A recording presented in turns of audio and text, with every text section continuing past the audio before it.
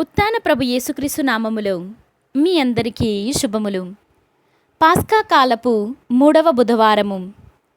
మొదటి పట్టణము అపోస్తుల కార్యములు 8వ అధ్యాయము 1వ వచనము నుండి 8వ వచనం వరకు. ఆనాటి నుండి యెరూషలేములోని క్రైస్తవ సంఘము క్రూరమైన హింసల పాలయ్యెను. అపోస్తులు తప్ప విశ్వాసులందరూ యూదయ సమరియా రాష్ట్ర నలుమూలలకు చెల్లాచెదరైరి. కొందరు భక్తులు స్తెఫానును సమాధి చేసిరి. అతని కొరకై గొల్లుమని ఏడ్చిరి. అయినను సౌలు క్రైస్తవ సంఘమును నాశనము చేయ ప్రయత్నించుచు ఇంటింటా చొరబడి విశ్వాసులైన స్త్రీ పురుషులను బయటకు ఈడ్చి కొనిపోయి వారిని చెరసాలలో వేయించుచుండెను. చెల్లాచెదరైన విశ్వాసులు సువార్తను ఎల్లెడల బోధించుచుండిరి. ఫిలిప్పు సమరియా నగరమునకు పోయి క్రీస్తును గూర్చి అచటి ప్రజలకు ప్రకటించుచుండెను. ప్రజా సమూహములు ఫిలిప్పు బోధించు విషయమును శ్రద్ధతో వినుచుండెను.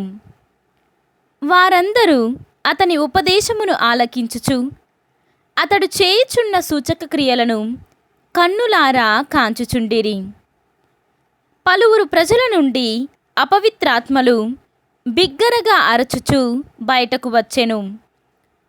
పక్షవాత రోగులు కుంటివారు కూడా బాగు చేయబడిరి. అందుచే ఆ నగరములోని జనులు ఎంతో సంతోషించిరి. ఇది ప్రభువాక్కు. సర్వేశ్వరునికి వందనములు.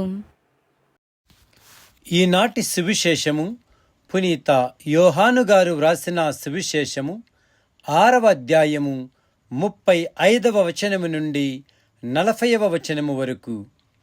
అందుకు యేసు, నేనే జీవాహారమును, నా యొద్దకు వచ్చువాడు ఎన్నటికిని ఆకలిగొనడు, నన్ను విశ్వసించువాడు ఎన్నటికిని దప్పికగొనడు.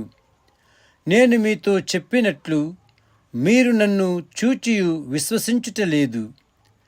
నా తండ్రి నాకు వసుగు ప్రతివాడు నా యొద్దకు వచ్చును, వానిని నేను ఎన్నడూ త్రోసివేయను.